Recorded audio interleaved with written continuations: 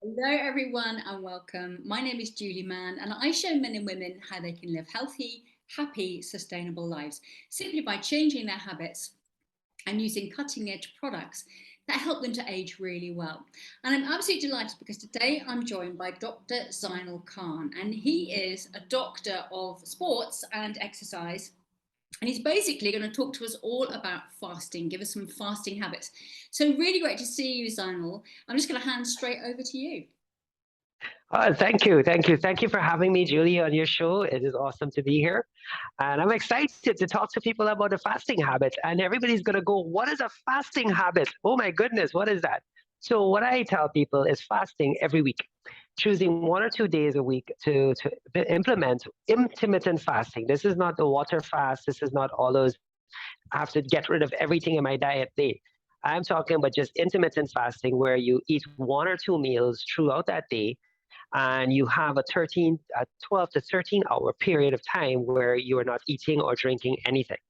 And I say eating or drinking. Everybody goes, why not drinking? Well, I'm going to get dehydrated. Not really. If you're hydrating well the day before, you should be fine for the day.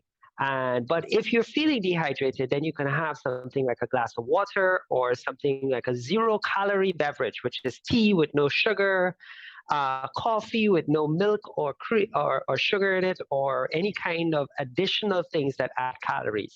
So coffee by itself, once it's brewed, is 0 calories, and tea, when it's brewed, is 0 calories. So those are some things you can have. Now, why intermittent fasting? Because when you intermittent fast, you free up time, you free up energy, you free up so many things in your life. Then you learn to manage hunger.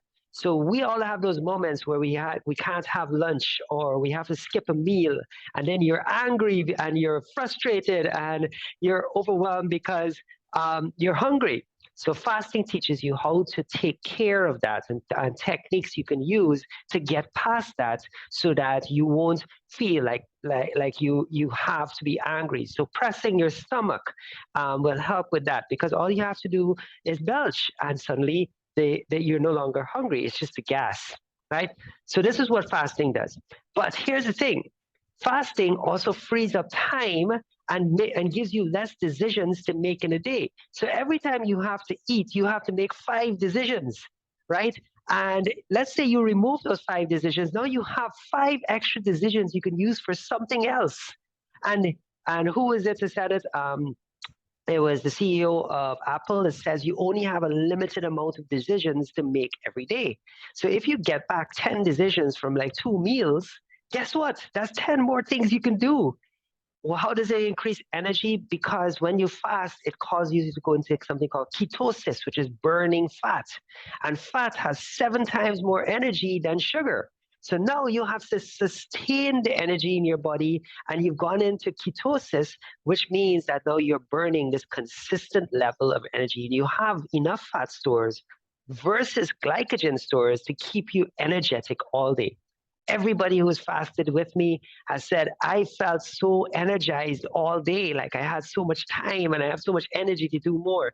And the gorgeous thing about it, it improves brain health, because when you fast, that ketosis, which is what the brain uses to fire between the neurons, becomes more efficient, right? And suddenly you're thinking clearer, you're making better decisions, you're more alert and awake. So no longer are you depending on coffee to stay awake, because your brain is so activated.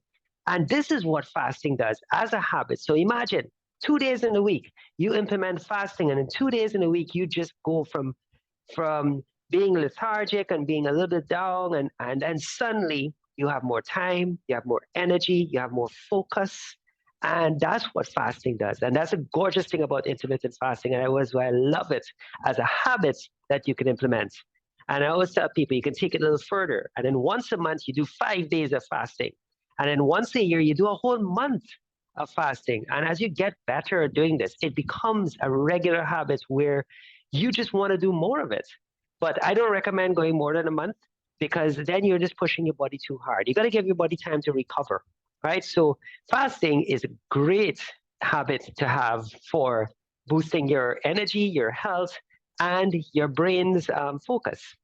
Oh my goodness, Donald, you make it sound so incredibly exciting. I love the fact that you've got more time to make different decisions. I think that's absolutely brilliant. I guess a lot of it's around the mindset that people have. Oh my goodness, I mustn't skip a meal. I can't go hungry. You know, they're not really understanding that actually we can change that by that becoming a practice. And a lot of people don't realize we are naturally made to fast. Our ancestors fasted all the time, but they were forced to do it because of the limited amount of food they had. But and this is translated. See, we have so much food today that we don't realize that we can do the same thing our ancestors do, and we could rebuild that. And our ancestors were very healthy. Their medicine at the time wasn't very advanced, but they were very healthy because of things like intermittent fasting. And you'll see almost every diet you find on the planet always promotes intermittent fasting somewhere in it. And there's a reason behind that because it's such an awesome health habit.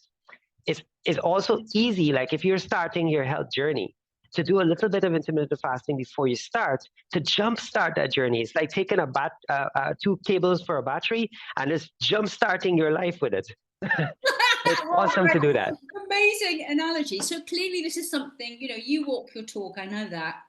So, are you talking about for you generally? It would be like it wouldn't be 2 days together necessarily. It would be maybe every other day or whatever. Initially, I recommend doing picking 2 separate days in a week, and it doesn't have to be. And then when you get accustomed to it, do the 2 days together, and then lead that to 5 days together. All right. And that's why I say you start off first 1 day and then 2 days, and then you put 2 days together, and then you go, let me try 5 days. And why do I go just do 2 days and then 3 days and then 4 days? What I want you to do is really go from the 2 day fast to the 5 day fast, because then it pushes you into full ketosis. So if you're running like a marathon, or you're doing some major sporting event, or you have a great meeting, or chemotherapy, if you're a cancer patient, you have chemotherapy coming up, fasting is a great way to survive the impact that chemotherapy does. Why things like surgery and chemotherapy pushes the body into a starvation stage, which means it burns up all the glycogen stores.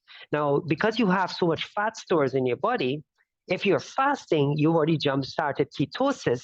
So that means when you do chemo or you do surgery, you're not going into that starvation phase. You're just transitioning into ketosis, and it stays consistent.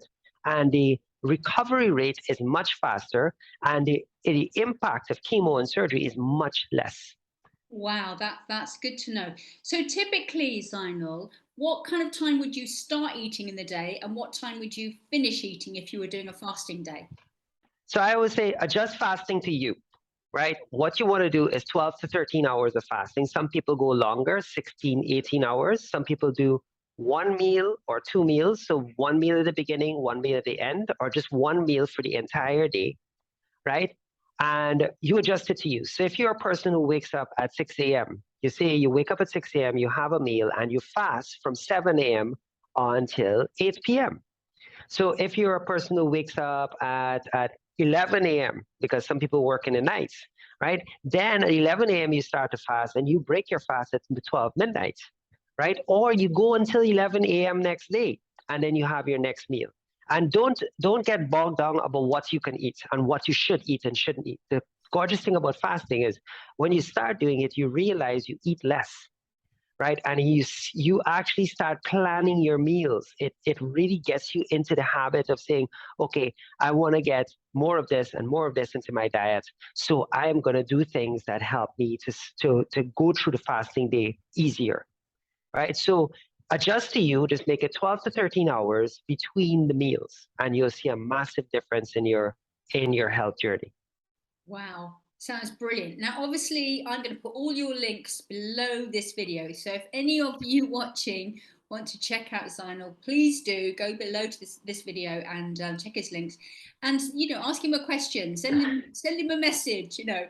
I know he'll be really happy to answer that. So thank you ever so much for sharing what really has become quite I hear a lot of people talking about fasting, so there must be a lot of people like me wondering, what that's all about and why should we do it. So thank you so much for making that clear. It's brilliant.